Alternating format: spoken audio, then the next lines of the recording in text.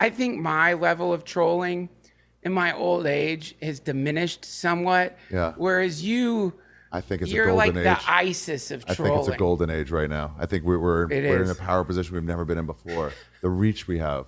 They gave us that. We never had nuclear weaponry. We had an occasional like one-on-one or a message board, with 30 members. And now we can just let the people we troll spread it to others. Okay, but here's the funny thing. Here's what it is. What a good time. Yeah.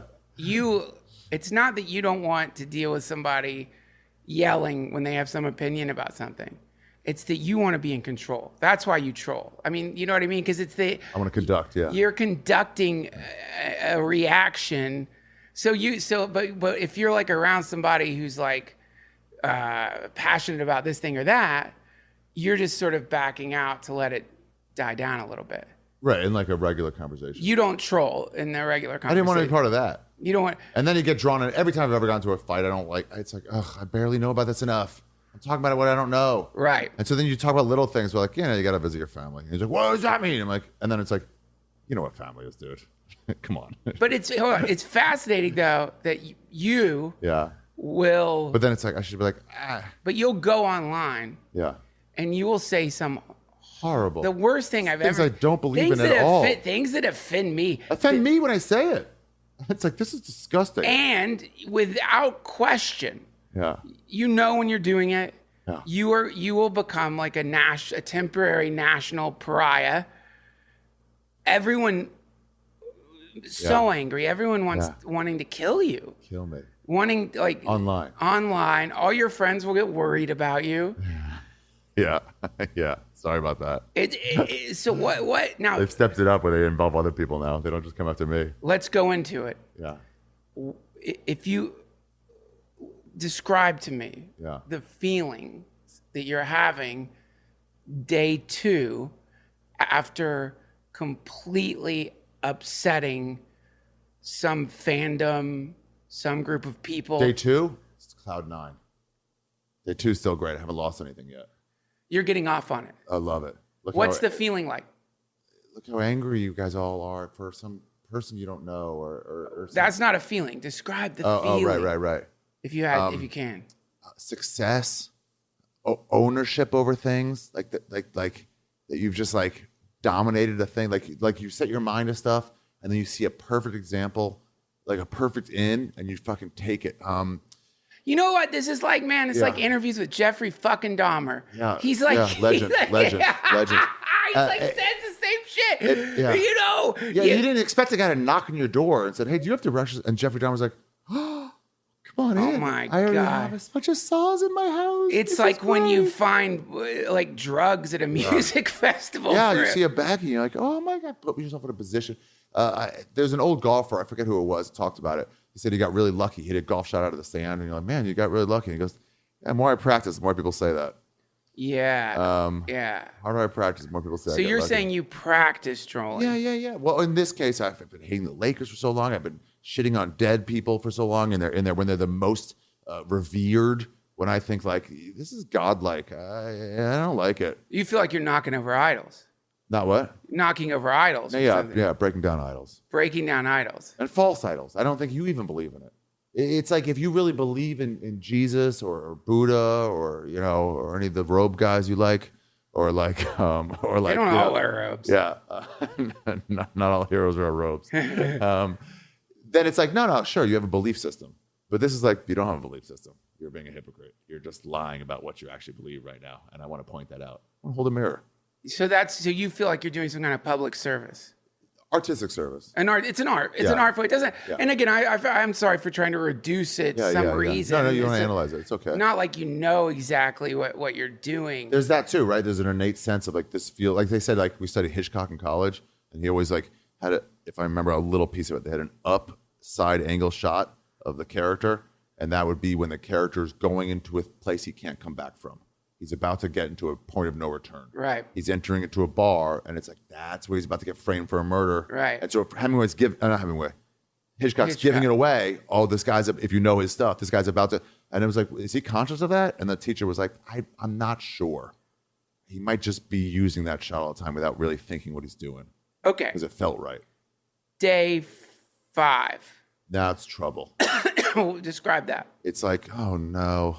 I still am totally happy with what I've done, but I'm not happy with the feeling of like seeing my friends try to separate themselves from me. Friends that were like fine with me day one, but then when they are seeing the public outrage and suddenly like, oh, I'm sort of seeing the point with no new information. Right. 2 people to 200,000. You hear the point. Not like feeling you got great about friends that are like delivering apology speeches. Yeah. Like for being, not for what you did, but for just knowing me. Dude, I had black friends that were being called coons for having opened for me 2 years earlier. That's horrible. Crazy. That's horrible. It's crazy. And so then I'm like, sorry to them, but at the same time, like, look what I've exposed in all of you. That you're being racist to some young performer because I've pointed out one of your heroes. But that's really that you think that. So you, I've exposed this stuff in you that yeah.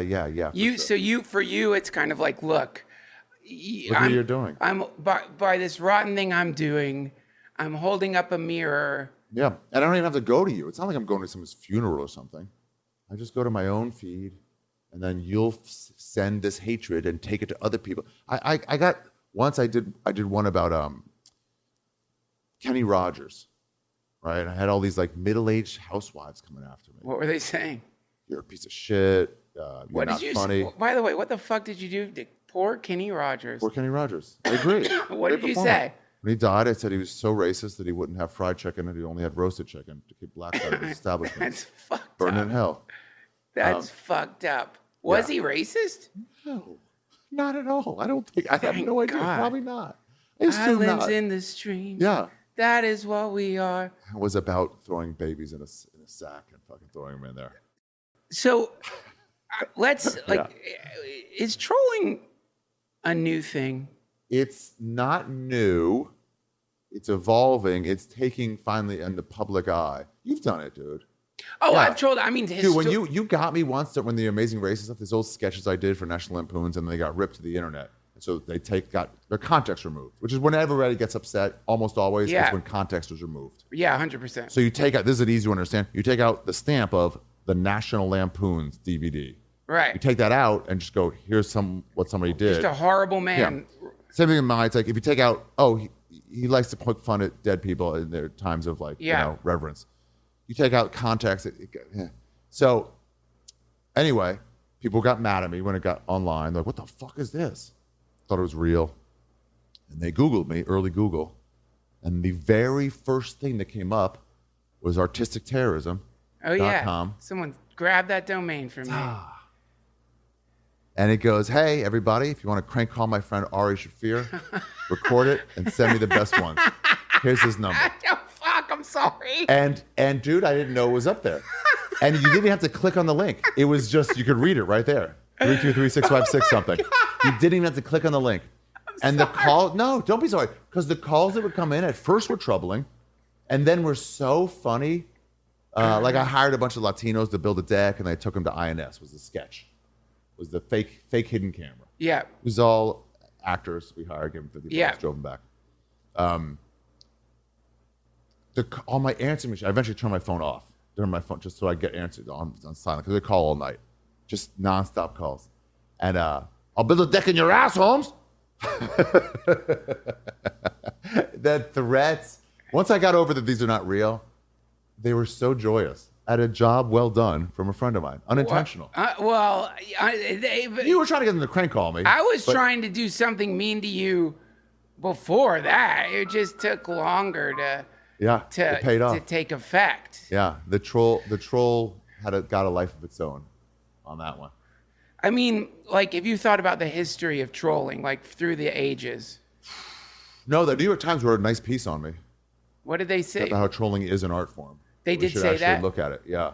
Yeah, see, because Borat and different things, Jackass and like Tom Green, or newer versions of it. Jonathan Swift? Lenny Bruce. Jonathan Swift was a great one. The essay about eating poor people's kids. Yeah. A modest proposal. Modest proposal. It's like we have overcrowding. There's not enough food to go around. I propose we eat some of the poor That way there'll be less poor and more food. Can you imagine if he had a fucking answering machine and his number was out there? The funny. Now that's a literary genius. And I think at the time people took it not real. But if you showed it now, they're like, what the fuck? People thought it was real. People thought it was real. War of the Worlds. Unintentional trolling. They missed the intro. Right. Unintentional trolling. Unintentional trolling. Yeah. They missed the intro, but I'm sure he was like, that's cool. They all thought it was real. Blair Witch.